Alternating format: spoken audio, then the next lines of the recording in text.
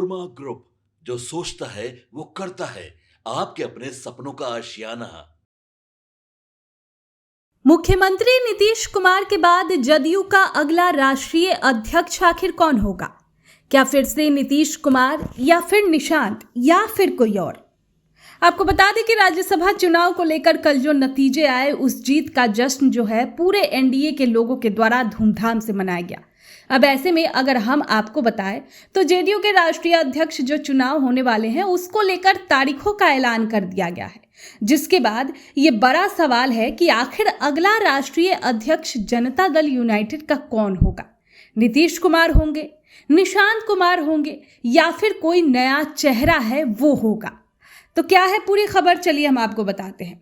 बिहार की राजनीति में इन दिनों हलचल तेज है, क्योंकि नीतीश कुमार की पार्टी जनता दल यूनाइटेड ने अपने राष्ट्रीय अध्यक्ष के चुनाव की तारीखों का ऐलान कर दिया है। अब जैसे ही यह खबर सामने आई, दिल्ली से लेकर पटना तक पार्टी दफ्तरों में हलचल बढ़ गई और नेताओं की बैठकों का दौर भी शुरू हो गया। पार्टी द्वारा जारी कार्यक्रम के मुताबिक राष्ट्रीय अध्यक्ष पद के लिए नामांकन की आखिरी तारीख 22 मार्च रखी गई है। इसके बाद 23 मार्च को नामांकन पत्रों की जांच होगी। अगर किसी उम्मीदवार को अपना नाम वापस लेना है तो उसके लिए 24 मार्च का दिन तय किया गया है। तो अगर एक से ज्यादा उम्मीदवार मैदान में रहते हैं तो 27 मार्च को वोटिंग कराई जाएगी। अब सबसे बड़ा सवाल यह है कि क्या एक बार फिर नीतीश कुमार पार्टी की कमान संभालेंगे या कोई नया चेहरा सामने आएगा?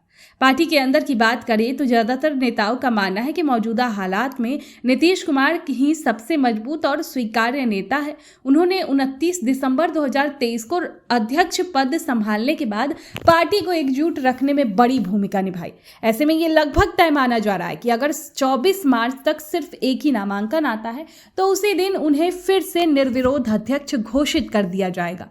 इस चुनाव को लेकर सिर्फ बिहार ही नहीं बल्कि दिल्ली स्थित पार्टी मुख्यालय में भी हलचल काफी तेज है। इसे सिर्फ एक चुनाव नहीं बल्कि पार्टी की आने वाली रणनीति से जोड़कर देखा जा रहा है। वहीं नीतीश कुमार फिलहाल समृद्धि यात्रा में व्यस्त है। 17 से 20 मार्च के बीच वे भागलपुर, बांका, जमुई और गया जैसे जिलों का दौरा कर रहे हैं और लोगों से सीधा संवाद बना रहे हैं। इससे साफ है कि वे संगठन और जनता दोनों पर बराबर ध्यान दे रहे हैं। अब देखिए, इस चुनाव के बाद ये साफ हो जाएगा कि जदयू की कमान आने वाले समय में किसके हाथ रहेगी। साथ ही ये भी सवाल भी चर्चा में है कि क्या नीतीश कुमार अपने बेटे निशांत कुमार को सक्रिय राजनीति में आगे बढ़ाएंगे या फिलहाल खुद ही पार्टी की जिम्मेदारी संभालते रहेंगे। सीधी बात करें तो पार्टी में फिलहाल कोई बड़ा विरोध या टक्कर नजर नहीं आ रही, इसलिए ज्यादा संभावना यही है कि नीतीश कुमार ही फिर से अध्यक्ष बने। लेकिन राजनीति में कुछ भी आखिरी नहीं होता, इसलिए 22 से 27 मार्च के बीच का समय काफी अहम रहने वाला है। देखने वाली बात होगी कि क्या कुछ होता है। आपके सपनों को हमने सजाया है, ई होम्स पैनोरमा को हमने बनाया है। ई होम्स मेरा एक सपना था जिसपे मैं पिछले 4 साल से काम कर रहा था। हमने जो बनाया है वो सबने है माना। ई होम्स पैनोरमा में हो आपका भी आशियाना। और फाइनली हमने 2021 में इस प्रोजेक्ट को लॉन्च किया। बहुत लोग अप्रिशिएट कर रहे हैं कि पूर्णिया जैसे शहर में, बिहार के, एक तो बिहार की बात करें उसमें भी पूर्णिया जैसे छोटे जगह में इस तरह का लाइफस्टाइल देना, ये सुन के हम लोगों को बहुत अच्छा लगता है। ई होम्स में हमने कुछ और भी किया है, जैसे हम जिस जगह में रह रहे हैं हमारे फैमिली सिक्योर हो, उनको सिक्योरिटी का ध्यान में रखा है। आपकी सुविधा और सुरक्षा आपके लिए खास है, ये आपका विश्वास है। इसमें आर्टिफिशियल इंटेलिजेंस का 7 लेयर सिक्योरिटी का हमने इस्तेमाल किया है। लस ग्रीन कैंपस को बनाया है। यदि हमारा बाउंड्री वाल है तो वो वर्टिकल गार्डन है। ये जितनी भी फैसिलिटी होता है एक इंटरनेशनल टाउनशिप में ई होम्स है, ये हम लोग विश्वास नहीं कर पा रहे हैं। जो भी हमारे मित्र, दोस्त या जो भी हमारे बाहर के बाहर आते हैं तो हम लोगों को बहुत अच्छा सुनने को मिलता है और बहुत अच्छा क्रेडिट मिल रहा है। वो सारा हमने सिर्फ एक बिल्डिंग नहीं बनाया, हमें एक बहुत अच्छा लाइफस्टाइल दिया ई होम्स में, और मेरा एक सपना था जिसको मैं आज फुलफिल होते हुए देख रहा हूँ। ये आपका आवास है। ई होम्स पैनोरमा में अब आपका निवास है।